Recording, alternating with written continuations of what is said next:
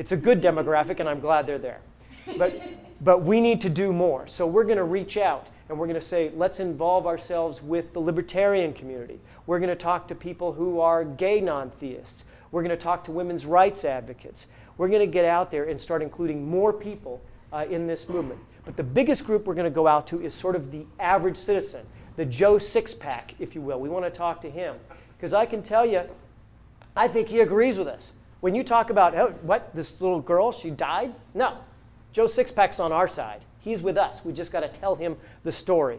We got to talk to your average, everyday soccer mom, many of whom, you might be surprised, many average, everyday soccer moms are non-theistic, and I'm going to do my best to reach out to just like your typical everyday soccer mom. Actually, Angelina Jolie is a non-theistic American, and I'm working hard to try to contact her, about our issues. We're going to hold a policy summit, and we're going to talk next year in Washington, D.C. Not your typical convention like many of our member groups do and do so well, but a summit where we talk about how we're going to strategize, get the lawyers together for our movement, get the communications people together for our movement, get technology and computer people together for our movement, and say, how can we succeed? How can we improve what we're doing as a movement? And we're going to strategize in a way to take over America. We also have an internship program in Washington, D.C. So if people are interested or know people, young people who'd want to intern, they can either work on Capitol Hill and be associated with our organization with a small scholarship, and to some degree be involved with Secular Coalition in our very small and modest office. Love to have people involved. So these are the ways we're going to change America. These are our 10-member organizations, which is us.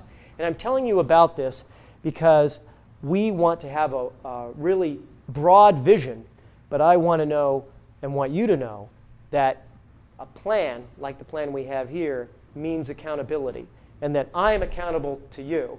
That is, I want you to be saying, today, tomorrow, next year, Sean, how's that plan going? Because I owe it to you. You're my boss that I lobby for you in Washington. I want you to be communicating with me and saying, how's it going? But I also say that you're responsible, and you're responsible, that everyone in this room, if you care about these issues, I'm looking to you to get involved. I'm devoting the rest of my life to this issue every day.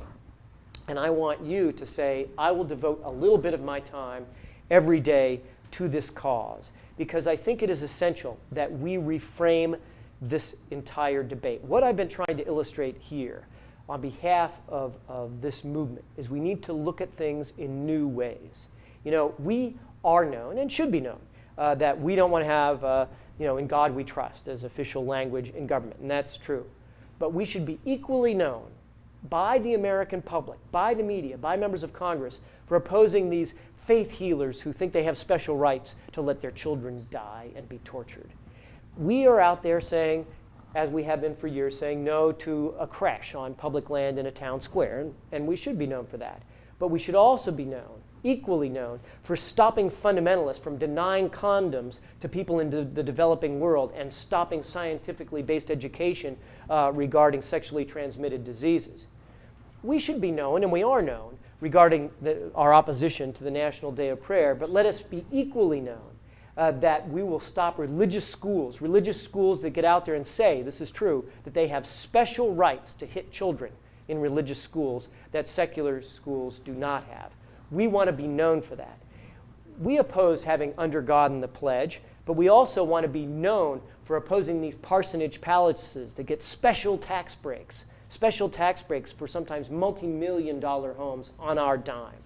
We want to oppose that cross on a hill, whether it's stolen or not. I don't know. But we also want to be known to every American as the group that's out there fighting about those textbooks in Texas that are controlling a national policy and saying we're going to speak up and say if they're going to have, as Obama said we're going to have, math and English standards, that science and history is not too controversial to have standards for as well. When Eisenhower was president, he was for national science standards as a Republican. Jack Kennedy was for national science education standards as a Democrat. But now we hear that science and history are too controversial. What do they mean? They mean that evolution is now too controversial and that Thomas Jefferson is now too controversial. We're going to stand up on behalf of those issues, and we have an obligation to do so. I call it a sacred obligation. I don't mean necessarily one God-related, but I mean an exalted obligation. You know, in my parents' time, there were giants that walked on the earth. One giant was 5'6", and his name was Martin Luther King. And another giant was 5'9", and his name was Robert Kennedy. And they were both religious people. And they used the word morality all the time.